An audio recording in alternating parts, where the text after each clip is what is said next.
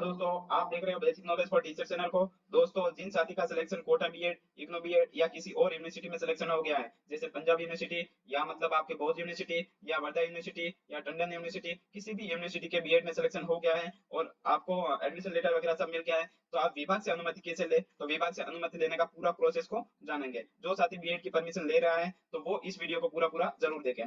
तो चलो वीडियो को शुरू करते हैं। अभी तक जिस साथी का सिलेक्शन मतलब सिलेक्शन हो गया है, कट ऑफ में नंबर आ गया है, लेकिन फाइनल एडमिशन लेटर अभी तक उनको नहीं मिला है, तो उनके लिए क्या करना है, जैसे मतलब कोई पीओ या एचएम ऐसा होता है जो कि मतलब बाद में परमिशन देने के मतलब हम तो सिग्नेचर नहीं करेंगे, पहले आपने परमिशन पीओ से नहीं ली वगैरह वगैरह बोलते हैं, तो उनके लिए उनको क्या करना है, जिसकी काउंसलिंग नहीं हुई है ना, उनके लिए तो उनको क्या करना है, इस तरह से एक एप्लीकेशन लिखनी है। ठीक है, एप्लीकेशन लिख के अपने पास रखनी है। एचएम मतलब एचएम के सिग्नेचर करवा के अपने पास रखनी है। एचएम अगर सिग्नेचर नहीं करता है, कोई कोई एचएम होते हैं, बाकी तो सब कर लेते हैं, लेकिन कोई कोई ऐसे होते हैं जो नहीं करते, तो एचएम नहीं करता है तो पीओ से सिग्नेचर करवा के फिर एचएम के सिग्नेचर करवा के फिर अपने पास रख लेनी है। उसके बाद में आप जो फाइनल मतलब फॉर्मेट वगैरह ये भरोगे, उसके उस टाइम ये काम आएंगे, क्योंकि मान लो एचएम भी मतलब एचएम का ट्रांसफर हो गया है या पीओ का ट्रांसफर हो गया, तो उसके बाद वो नहीं मतलब नहीं आते हैं, वो नहीं करेंगे, तो इसलिए आपको एक नॉर्मल सी एप्लीकेशन लिखनी है और अपने पास रखनी है, जिसका मतलब अभी काउंसलिंग एडमिशन एडमिशन होना है।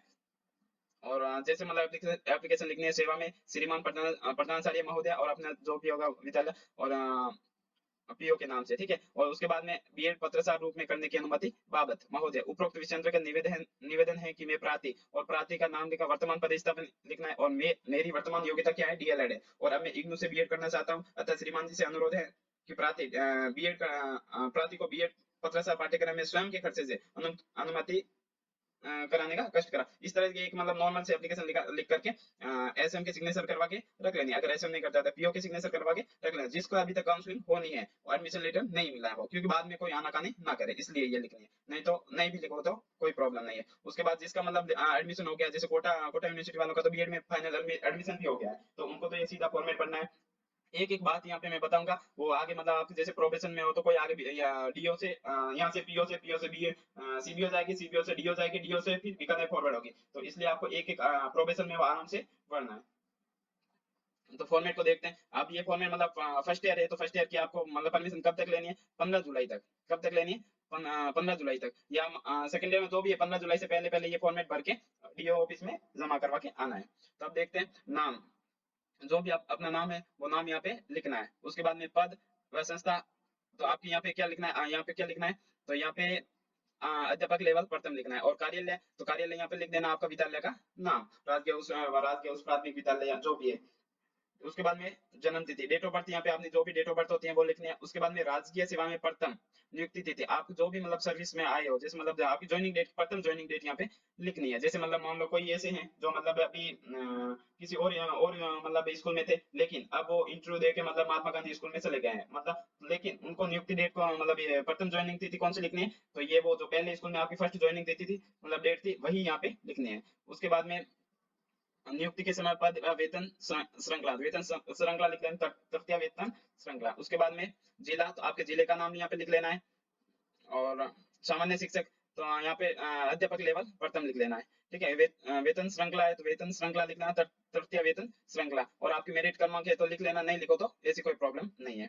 उसके बाद में यदि नाम वरिष्ठ सूची में नहीं है तो यहाँ पे नील कर देना, क्या करना है, नील कर देना है, नील कर देना। उसके बाद में योग्यता का नाम, योग्यता का नाम शैक्षिक योग्यता, तो आपके पास शैक्षिक योग्यता क्या है, बीए है, क्या है, तो बीए है तो यहाँ पे बीए बता देना है। जो भी आपके पास एमए है तो एमए भी बता सकते हो। उसके बाद व्यावसायिक योग्यता, व्यावसायिक योग्यता में आपके पास क्या है, तो डीएलएड है या बीएसटीसी है, तो डीएलएड और बीएसटीसी कोई भी इसमें से एक लिख लेना है। उसके आखिरी सार्वजनिक परीक्षा जिसमें सम्मिलित हुए हो, आखिरी सार्वजनिक परीक्षा जिसमें सम्मिलित हो, जिस परीक्षा में जैसे मतलब आपने कोई एक लास्ट मतलब जैसे महीने 2 महीने 3 महीने लास्ट में कौन सा एग्जाम दिया है, जैसे कंपटीशन का एग्जाम भी दिया है तो वो यहाँ पे बताना है। जैसे मतलब एमए का एग्जाम दिया है तो एमए बता देना, और कब दिया है वो कौन से, या 2021 या 2022 में, तो वो यहाँ पे बता देना है। और यहाँ पे स्वीकृति देने वाले अगर परमिशन ली है तो ठीक, नहीं तो यहाँ पे नील कर देना, और परीक्षा परिणाम पे अगर आया है तो यहाँ पे बता देना, वरना यहाँ पे नील कर देना। ठीक है, उसके बाद में सार्वजनिक परीक्षा में जिसमें सम्मिलित होने की स्वीकृति चाहिए जाती है, मतलब आप किसमें शामिल होना चाहते हैं, तो सार्वजनिक परीक्षा का नाम, सार्वजनिक परीक्षा का नाम क्या है, तो यहाँ पे पत्रसार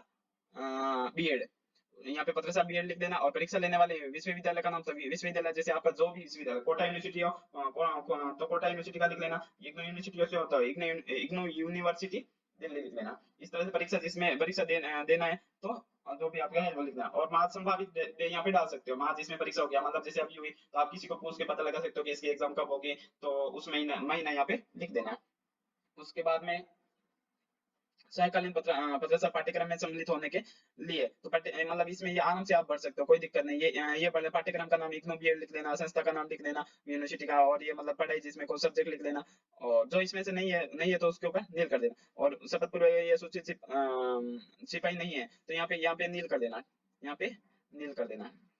उसके बाद में यहाँ पे प्रार्थी के हस्ताक्षर करने हैं। उसके बाद में यहाँ पे भी नीचे हस्ताक्षर व पदशाला का कार्यालय प्रधान, यहाँ पे अपने एचएम के सिग्नेचर करवा देने हैं, और यहाँ पे पीओ के सिग्नेचर करवाने हैं, और यहाँ पे जिस दिन आप मतलब पीओ के सिग्नेचर करवा रहे हो उस दिन की यहाँ पे डेट डाल देनी है।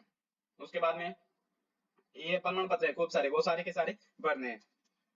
प्रमाण पत्र है ये, और प्रमाणित किया जाता है कि श्री आपका नाम लिखना है, पद अध्यापक लेवल प्रथम, पदस्थापन स्थान आपका विद्यालय का यहाँ पे नाम, सेवाएं आज दिनांक तक, मतलब आपकी मतलब आज जब आपकी ये पीओ से परमिशन ले रही है उस यहाँ की डेट डाल देना है, डेट डाल के बस यहाँ पे डेट डालनी है, ठीक है। उसके बाद में यहाँ पे क्या करना है, हस्ताक्षर संस्था प्रधान के हस्ताक्षर यहाँ करवाने हैं, और यहाँ पे पीओ के हस्ताक्षर करवाने हैं और मोहर लगवानी है। उसके बाद में आगे प्रमाण पत्र कौन सा है, यहाँ पे भी श्री आपका नाम लिखना है, अध्यापक लेवल प्रथम लिखना है, पदस्थापन स्थान है आपको प्रतिस्थापन स्थान जिस विद्यालय का नाम लिखना है, के प्रशिक्षण बीएड सत्र जो सत्र आपका लिखना है, प्रशिक्षण के प्रकार तो विश्वविद्यालय लिख लेना, और विद्यालय के कोई मतलब प्रभाव नहीं पड़ेगा, और यहाँ पे पीओ के हस्ताक्षर करवाने हैं और संस्था प्रदान के। उसके बाद में इसी तरह से और प्रमाण पत्र, ये सारे के सारे सारे फॉर्मेट है, सारे के सारे आपको भरने हैं। ये जैसे मतलब आप प्रोफेशन में तो ये सारे इसके नौके सारे के सारे भी करने जाएंगे, इसलिए पढ़ना जरूरी है क्योंकि ये स्वयं के खर्चे से आप बीएड कर रहे हो। उसके बाद में यहाँ पे भी आपका नाम पद पदस्थापन स्थान लिख करके यहाँ पे प्रार्थी के हस्ताक्षर करने हैं खुद के, और पीओ के हस्ताक्षर करवाने, और नीचे एचएम के करवाओ तो एचएम के भी करवा देना, कोई दिक्कत नहीं है।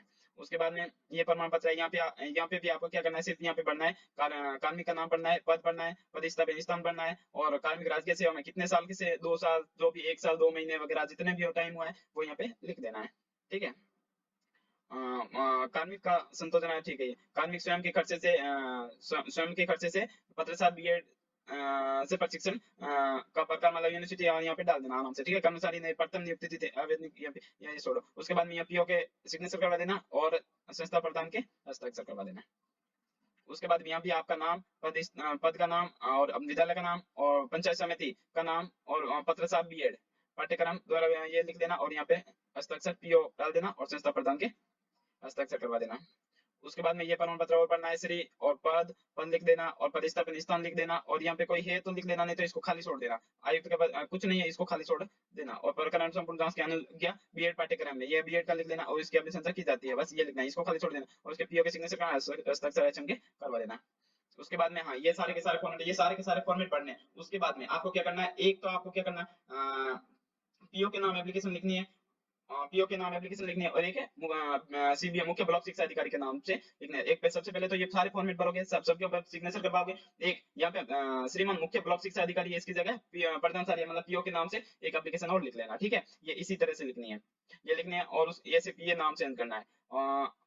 सेवा में श्रीमान प्रधानाचार्य महोदय, और विषय लिख लेना आपके इग्नू बीएड सत्र में पत्र रूप से अनुज्ञा बाबत मान्यवर उक्त विषयांतर का निवेदन की प्राप्ति वर्तमान में दिनांक से मतलब जो डेट है वो डालना, अनुरत वेतन श्रृंखला के पद पर कार्यरत है, और वर्तमान में प्राथमिक प्रशिक्षक की योग्यता, वर्तमान में योग्यता क्या है, और यहाँ पे कौन सी होगी, डीएलएड होगी, और यहाँ पे कौन सी होगी, बीए होगी। आपसे निवेदन की प्राप्ति का सत्र आप डाल देना 2022 से या 2023 से।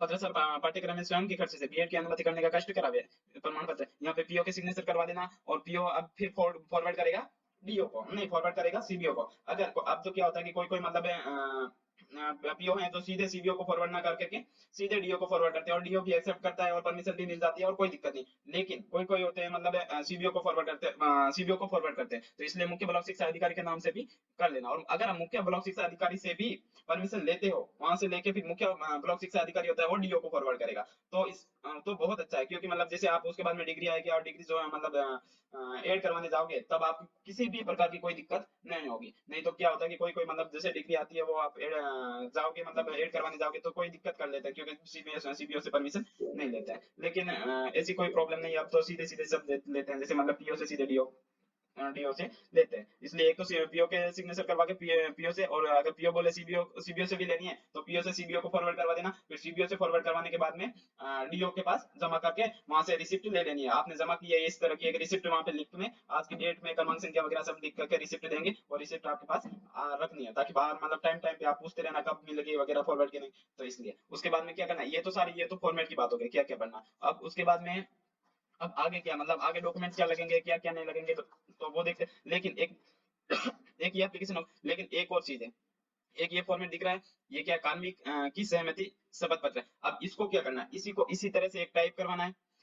50 रुपए की नोटरी होती है, शपथ पत्र लेना और शपथ पत्र के ऊपर लेकर के उसको नोटरी वगैरह सब करवानी है। 50 रुपए शपथ पत्र लेना है, उसके ऊपर स्टाम्प लेना है 50 रुपए का, स्टाम्प लेके उसको यहाँ पे टाइप करके ये सारी चीजें लिखनी। अगर आप ये नहीं नहीं करते हो, 50 रुपए के स्टाम्प पे नहीं करवाते हो, तो आपको परमिशन नहीं मिलेगी, मतलब रिजेक्ट करके वापस आपको आपको मतलब डीओ से वापस भेज देंगे। क्योंकि मैंने भी ये नहीं किया था, ये मतलब भर के नहीं भेजा था, तो मेरा भी वापस वापस आया। फिर वापस से ये मतलब 50 रुपए का स्टाम्प लिया और उसके बाद बनवाया से नोटरी वोटरी करवाई, उसके बाद वापस जमा किया, फिर जाकर के सेकंड ईयर की मुझे परमिशन मिली थी। तो आपको भी ये लेके 50 रुपए का स्टाम्प लेना है, और वहाँ पे मतलब उसके ऊपर ये सारी चीजें टाइप करवानी है। आपका नाम वगैरह चेंज करना आता है आप सबको, तो वो करवाना है, और उसके बाद नोटरी करवानी है। उसके बाद में ये और उसके पीछे लगाना जरूरी है, ये लगाना जरूरी है, ये मत भूलना। 50 रुपए का स्टाम्प लगाना बहुत जरूरी है, क्योंकि मुझे मतलब डीओ से वापस भेजा था पीओ के पास, और फिर मैंने वापस यहाँ से जा करके कोर्ट से मतलब लेके 50 रुपए का स्टाम्प लेके वापस वहां से मैं शपथ पत्र बनवा के उसके बाद में ये सारे जमा किए थे, उसके बाद परमिशन मिल गई। अब ये तो हो गए सारे डॉक्यूमेंट की बात,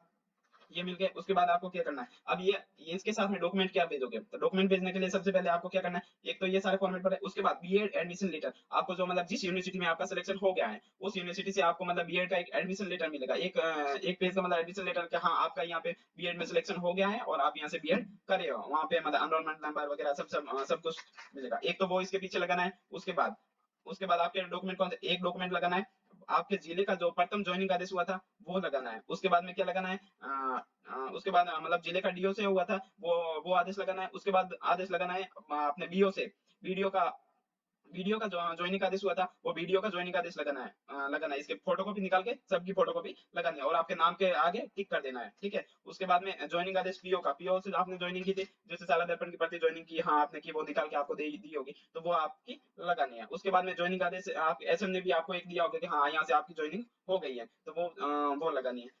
ये थे सारे डॉक्यूमेंट। उसके बाद में आपकी एक 10वीं की मार्कशीट लगा देना, 12वीं की मार्कशीट लगा देना, और ये योग्यता बताइए आपने एसटीसी की, तो एसटीसी के डीएलएड के सारी मतलब फर्स्ट ईयर की, सेकंड ईयर की, और डिप्लोमा है वो डिप्लोमा की फोटोकॉपी निकाल के फोटोकॉपी सारी लगानी। और सारे के सारे जितने भी डॉक्यूमेंट है उनके ऊपर आपको क्या करना है, सेल्फ अटेस्टेड करना है। सबके ऊपर आपको मतलब क्या करना है, आपके हस्ताक्षर करने हैं। उसके बाद में आपके यहाँ पे आपने अभी क्या बताया, बीए बताई थी शैक्षिक योग्यता में, तो बीए मतलब बीए की फर्स्ट ईयर, सेकंड ईयर और फाइनल ईयर की बीए की मार्कशीट लगा देनी है और सेल्फ अटेस्टेड करनी है। ये सारे डॉक्यूमेंट है, और ये सारे डॉक्यूमेंट आपको मतलब ये पीछे लगाने हैं, और सारे के सारे सेल्फ अटेस्टेड करने जरूरी है। उसके बाद में ये एप्लीकेशन वगैरह, 2 एप्लीकेशन हो गई, और ये सारा फॉर्मेट हो गए, और एक 50 रुपए का स्टाम्प पेपर हो गया, और उसके बाद में ये सारे फॉर्मेट हो गए, और सबसे सिग्नेचर करवा, बस इतना ही है। और ये सारा करके आपको कहाँ करना है, कहाँ मतलब पीओ के पास जाना है, पीओ से जाके सीबीओ के पास जाना है। सीबीओ से वैसे तो सीबीओ से डीओ बाबू ले जाता है, लेकिन आप खुद बोल देना कि हाँ मैं जाके जमा करवा के आ जाऊंगा, तो आप हाथों हाथ लेकर के हाथों हाथ डीओ में जमा कर देना। और वहां से अगर प्रोबेशन में हो तो आपको प्रोबेशन इस तरह से ये एप्लीकेशन लिख के यहाँ पे सिग्नेचर करवाना है, जैसे इस तरह से, ठीक है। ये एप्लीकेशन लिख के एक पेज पे,